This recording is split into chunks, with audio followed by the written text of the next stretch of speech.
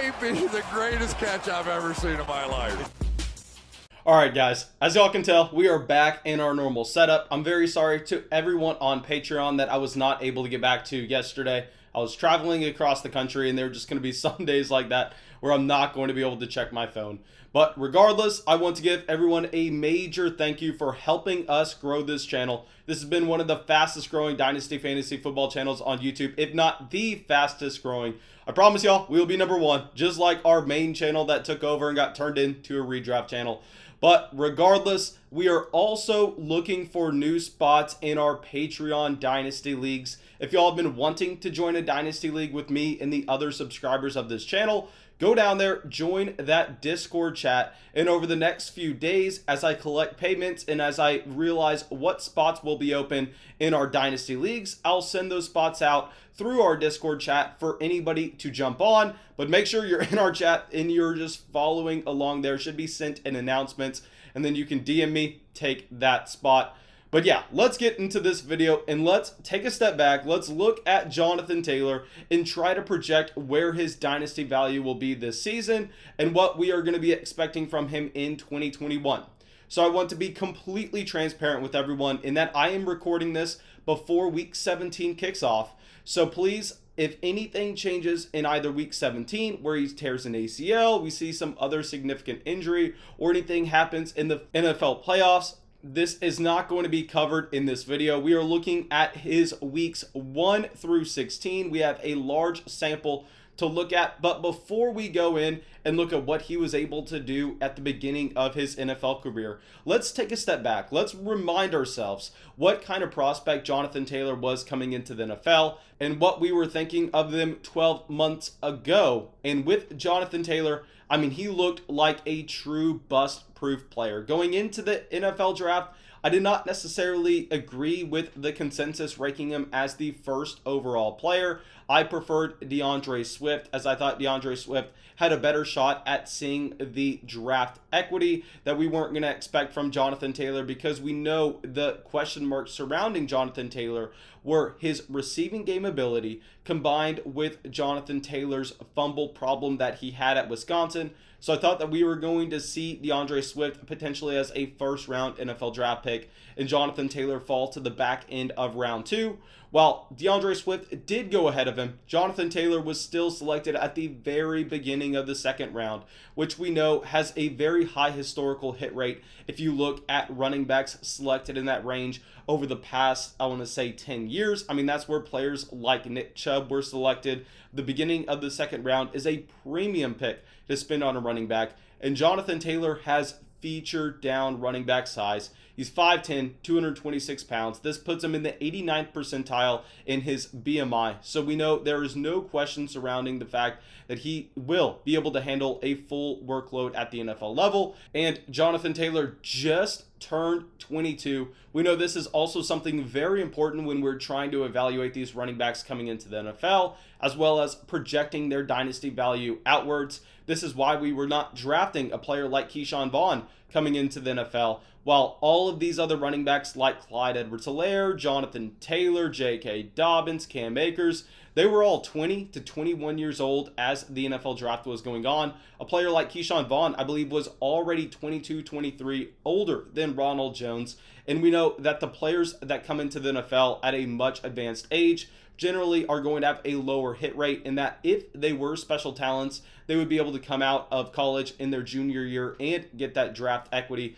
But anyway, with Jonathan Taylor, he also went to the NFL Combine and completely destroyed. I mean, he ran a 4.39 40-yard dash, which I know sounds extremely fast, and it is. But what's even more impressive about it is if you combine it with his size, if you look at his height, weight, and his BMI, I mean, his 40 time puts him in the 99th percentile in terms of his size-adjusted speed score. That's something that also has a strong correlation to fantasy success for running backs coming into the NFL, because we know if you have that strong size-adjusted speed score, this is very similar to someone like Derrick Henry, where that knows that you have that big play potential. But anyway, if we also look at what Jonathan Taylor was able to do at Wisconsin, I mean, he was a workhorse type running back. 2017, he had 2,072 scrimmage yards. 2018, 2,200 scrimmage yards, as well as 2019, 2,200 scrimmage yards.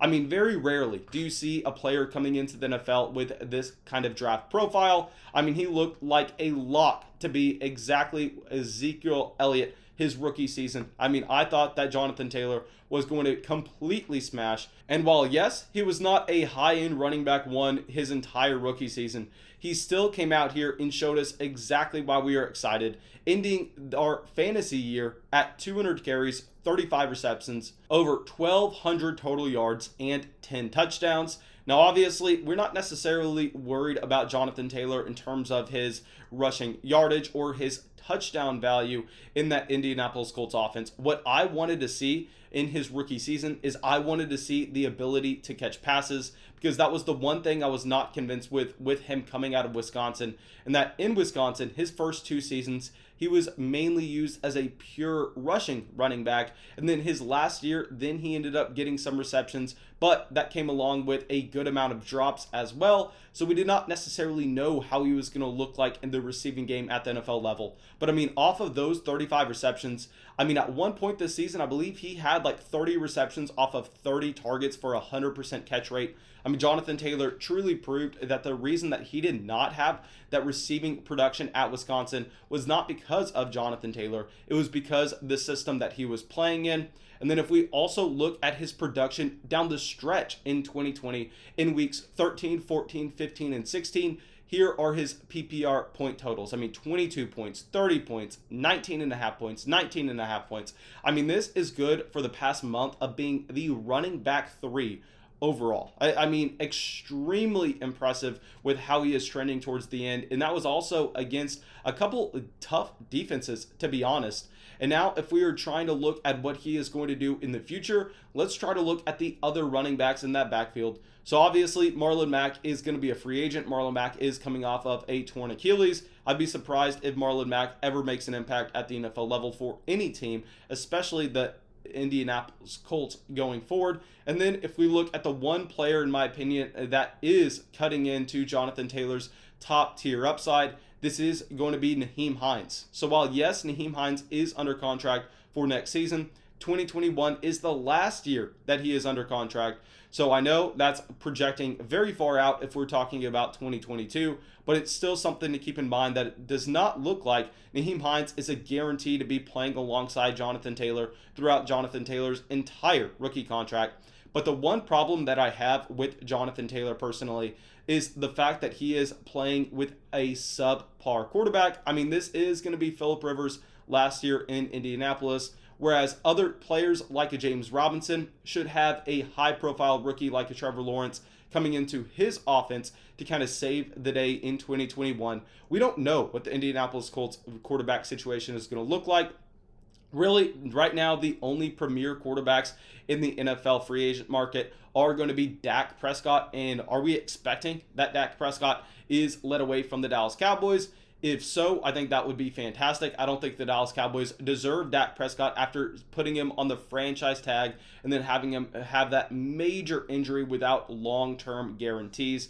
So I would love to see Dak Prescott in Indianapolis. If that happened, I promise y'all, whatever you thought you had in Ezekiel Elliott, Jonathan Taylor will be 10 times more, and that it's going to be exactly like Dak Prescott and Zeke, their rookie seasons, where we know that now Dak is a much better quarterback than he was in 2016, combined with the fact that this is an elite offensive line and this is an elite defense. I think you put Dak Prescott on this team, I don't want to say they're the Super Bowl favorites, but they're right up there for the AFC with the Kansas City Chiefs. They're 10-5 this season with a Phillip Rivers. So, I mean, that would be unreal adding Dak Prescott. And if we're looking at the other running backs in Dynasty that we would prefer having over Jonathan Taylor, I mean, I can't think of any. I truly would prefer having Jonathan Taylor over the running backs that are already off their rookie contracts that, yes, are providing us elite production right now. But like I said, guys, I mean, these running backs fall off so quickly. You look at players like Le'Veon Bell, who's 28 years old.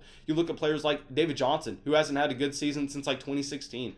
You look at players like Todd Gurley, who's 26 years old. I mean, absolutely ridiculous how quickly these running backs fall off. And that's why I would prefer having Jonathan Taylor on that rookie contract at 22 years old, guaranteed my Dynasty roster for the next 5 seasons, over players like Alvin Kamara, Derrick Henry, Dalvin Cook. I know that is extremely surprising, but I can almost guarantee that Jonathan Taylor's Dynasty ADP, if you look at leagues where people actually know what they're doing, is going to be higher than all of those players this offseason. Really, the only guys that I can say I confidently want over Jonathan Taylor in Dynasty Fantasy Football leagues would be Christian McCaffrey, just because I think with his receiving ability, we really don't have to worry about the fall off, and that he can transition to playing a little bit of a different position as his career goes on. And then also a Saquon Barkley, who is still on his rookie contract. And in my opinion, Saquon Barkley is the most talented running back in the NFL. And I think the New York Giants addressed their offensive line concerns